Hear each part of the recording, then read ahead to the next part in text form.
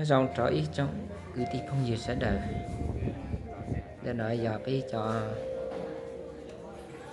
của ba chữ thì hơi lự sẽ đời cho sĩ hư thì cho thì cho tàu tua xin chữ ok cũng kỳ sẽ là nhá trâu nó ngọt bây giờ nó tí bây giờ lúc bây đi ở trên mình có lâu trong tại và lúc hành trình đàn đia chỉ bây giờ thầy cho sĩ hư sẽ đời tàu tua xin chữ ok nhá trâu hậu lưu hiện cơ nụ nụ lại nó khi mua quý lại đi nên cậu chỉ lúc hành trình thì chỉ bây giờ mong của một trời hành cường cậu bây giờ mong chuyện mua thì lâu lúc hành trình trào trầu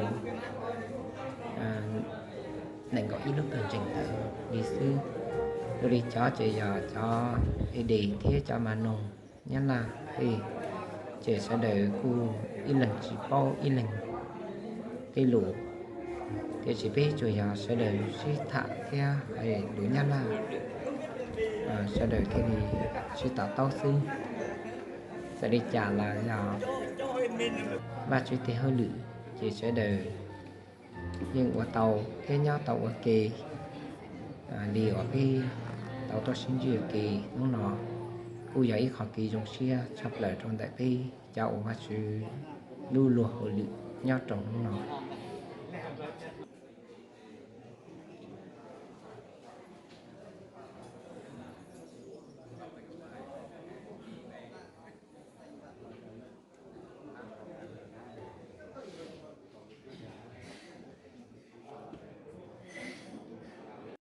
điều hành điều phối của thường trực tổng liên hội đã điều hành điều phối với trong hai tỉnh địa phương của tỉnh Đắk Nông trong ban ủy viên vụ vụ và cùng ban đại diện để phối hợp với nhau. Hội Thánh Tin lành Việt Nam miền Nam Viện Thánh Kinh Thần học được số 408 Viện Thánh Kinh Thần học về việc cử ban điều phối lớp T7 năm 1 2024 kính gửi mục sư Điểu Huỳnh, ủy viên tổng liên hội, kính gửi mục sư Lê Mốt Pharamôn, ủy viên tổng liên hội, kính gửi mục sư Duy Đen, ủy viên hội đồng giáo phẩm, kính gửi quan đại diện Tin lành tỉnh Đắk Nông và Bình Phước. Kính chào quý tôi tới Chúa, cảm tạ Chúa đã cho Viện Thánh Kinh Thần học, Viện Thánh Kinh Thần học tổ chức tuyển sinh trung cấp thần học lớp T7 với kết quả tốt đẹp. Sau khi thông qua kết quả tuyển sinh trung cấp thần học lớp T7, ban điều hành Viện Thánh Kinh Thần học đã họp là tại họp lại lúc 13 giờ 30 ngày 11 tháng 3 năm 2024 và biểu quyết cử ban điều phối lớp T7 cho năm 1 2014 với kết quả như sau: 1. Trưởng ban mục sư Lê Mốt Pharamôn, ủy viên tổng liên hội. 2. Phó ban mục sư Điểu Huỳnh, ủy viên tổng liên hội. 3. Thư ký kiêm giám thị mục sư Diên, ủy viên hội đồng giáo phẩm. 4. Giám thị 2 mục sư Điểu Hiên, trưởng ban đại diện Tin lành tỉnh Bình Phước. 5. Thu quý mục sư Điểu Phi, trưởng ban đại diện Tin lành tỉnh Đắk Nông. 6. Phó thủ quỹ mục sư Y Tráng, ủy viên ban đại diện tỉnh Đắk Nông. Xin ban điều phối lớp T7 năm 1 giúp đỡ ban điều hành Viện Thánh Kinh Thần học trong điều phối lớp T7 trong niên học 24. Nguyện Đức Chúa Trời ban ngôi ban phước dư dật trên quý vị. Tôi xin đọc những sự được tuyển sinh trong khu vực của mình. Như vậy thì mục sư đã trình bày với điều kiện của mình sắp tới, với thời gian chúng ta đã nghe. Hiện tay tôi đọc tên được tuyển sinh cho khu vực của mình. Giờ là 1. Y Doan Buôn Giá, Đắk Rô, rồi Y Bách, Đắk Rô, rồi Giang Xuyên Hòa. Như vậy là Giang Xuyên Hòa được này lặp lại nhé. Cảm ơn Chúa.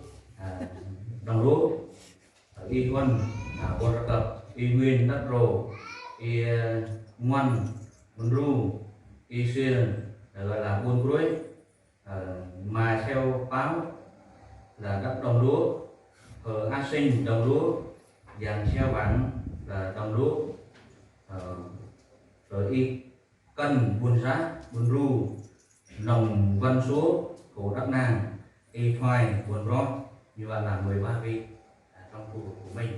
Cảm ơn Chúa vì chúng ta đã vừa nghe mục sư đã trình bày với điều kiện thời gian chúng ta sẽ đủ, nhất là về cái phần chúng ta học về cái phần mà tổ chức trong khi niên học của mình. Như vậy là mình sẽ tiếp tục. Tôi sẽ gửi cái Y Bách và Y Nguyên rồi theo về căn cứ khi mỗi niên học đó là trong phạm vi 4 năm, nhưng mà trong cái phạm vi cái như là lệ phí họ cái như là hầu như họ lấy cái như trong 12 triệu này, nhưng cũng có là cái lệ phí còn 2 triệu cái kia nữa rồi. Cho nên như vậy là đây là tùy sự điều phối, điều ban hành của Viện Chính trị Thần học. Đây là thông báo chúng ta sẽ thực hiện cái nhiệm vụ của mình. Như vậy là cũng đề nghị các học viên mình trung tiến, mình chuẩn bị tinh thần lẫn vật chất.